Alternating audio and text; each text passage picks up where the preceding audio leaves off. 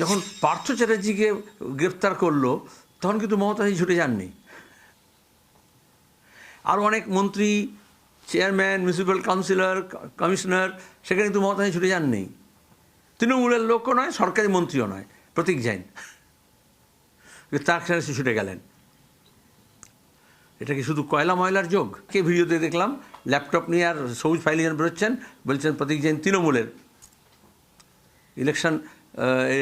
Election কমিশনকে আমি জিজ্ঞেস করবো যে এখন তো সব নিয়ম করে দেওয়া হয়েছে, কমিটি নির্বাচিত হয়, সেখানে জানান দেওয়া হয়, প্রত্যেক বছর বছর তাদের ভোটাভুটি হয়। হ্যাঁ, তো সেখানে দাঁড়িয়ে প্রতীক জৈন তৃণমূলের কোন অফিস বিয়ারার এবং কবে নির্বাচিত হয়েছে, কোন পদে হয়েছে, রেড হবে সকাল থেকে, সেটা প্রতীক জৈন এবং তার অফিস আগে কমিউনিকেটেড হয়েছে, মুখ্যমন্ত্রী কমিউনিকেটেড হয়েছেন।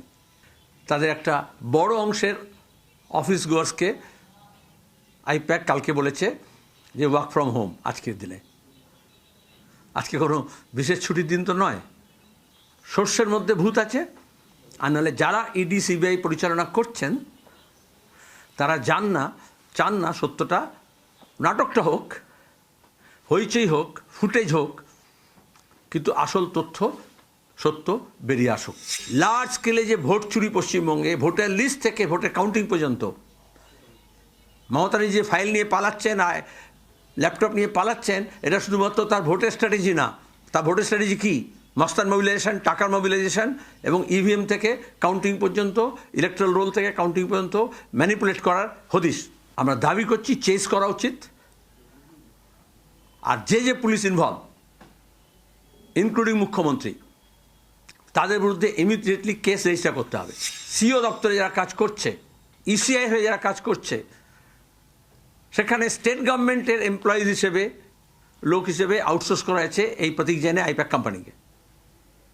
যাদেরকে পাসওয়ার্ড দেওয়া হয়েছে, একদিকে সাধারণ মানুষের হয়রানি হচ্ছে, অমর্ত্য সেনের মতো লোকজন নোটিশ খাচ্ছে, বয়স্ক মানুষ পক্ষাঘাত নোটিশ খাচ্ছেন, আর তৃণমূল অফিস থেকে বসে, এই গোদরেজ ওয়াটারসাইড অফিস থেকে বসে, আইপ্যাকের অফিস থেকে বসে ভুয়ো নাম রেখে দেওয়ার চেষ্টা করা হচ্ছে, মৃত নাম রেখে দেওয়ার চেষ্টা করা হচ্ছে। বিএলওর কাজগুলোকে আউটসোর্স করে দেওয়া হয়েছে আইপ্যাকের এমপ্লয়িজকে দিয়ে। এবং মমতা ব্যানার্জি এখানেই ভয়, এই দাবি আমরা যখন তুলছি তখন এই ডকুমেন্টস, কাগজপত্র এটা বেরোবে যে ভোটার লিস্টকে জালিয়াতি করার জন্য কীভাবে আইপ্যাককে ব্যবহার করা হচ্ছে। তিনি বেআইনি কাজ করেন তল্লাশি চলাকালীন, তার এই ভূমিকা শুধু নিন্দনীয় নয়, আইনত অপরাধ। আমাদের দেখতে হবে ইডি ইতিমধ্যে এফআইআর করেছে কিনা। সিজ যেগুলো করার কথা সেগুলো যখন তুলে নিয়ে যাচ্ছে, তাহলে সেই ডকুমেন্টসগুলো যখন নিয়ে যাচ্ছে, এটা চোরাই কাজ, স্মাগল আউট। এটাকে স্মাগল আউট করেছেন উনি, সরকারিভাবে তার কোনো অধিকার নেই। আর এইটাকে যখন তৃণমূল অফিসের গাড়িতে নেওয়া হয়েছে, তৃণমূলের গাড়িতে, এবং মুখ্যমন্ত্রী যখন করেছেন, তাহলে এইখান থেকেই সাইমালটেনিয়াসলি তদন্ত, ইনভেস্টিগেশন এজেন্সি তারা মুখ্যমন্ত্রীর বাড়ি, অভিষেকের বাড়ি, লিফটস অ্যান্ড বাউন্ডস কোম্পানির অফিস এবং তৃণমূলের দপ্তরগুলোতে কেন রেড করবে না? কারণ তাহলে এই ধরনের অনেক চোরাই মাল আছে যেগুলো জনসমক্ষে তিনি আনতে দিতে চান না। স্টেট হোক, সেন্টার হোক, সরকারি এজেন্সি তদন্ত করছে, তল্লাশি করছে, তখন পুলিশ মুখ্যমন্ত্রীর তদারকিতে, মুখ্যমন্ত্রীর সঙ্গে গিয়ে সেই মালগুলো বার করে নিয়ে এসে তৃণমূলের গাড়িতে তুলছে। এটা কোনো সরকারি কাজ নয়। তাহলে কী প্রবৃত্তির দলদাস হয়েছে কলকাতা পুলিশ, রাজ্যের পুলিশ দলের কাজ করছে।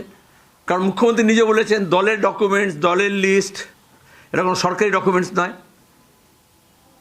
তাহলে এই যে দলের কাজে সরকারকে ব্যবহার করছে, সরকারি তদন্তকে ব্যবহার করছে, পুলিশকে ব্যবহার করছে, এটা আজকে ব্যবহার। এরপর থেকে এরকম হবে, কোথাও কলকাতা গেলে সব নাগরিকের অধিকার থাকবে। তার একটা বেআইনি কাজ করা হলো। রাজ্য সরকার, রাজ্যের মুখ্যমন্ত্রী এবং পুলিশ, ডিজিপি থেকে পুলিশ কমিশনার, বিধাননগর কমিশনারিয়েট, তারা এই বেআইনি কাজটা করলেন যে রেড চলাকালীন ডকুমেন্টস, ল্যাপটপ, কাগজপত্র, ফাইল মুখ্যমন্ত্রী নিজের হাতে এবং পুলিশ নিজের হাতে সেগুলোকে লোড করছে। এবং এটা সরকারি কাজ না।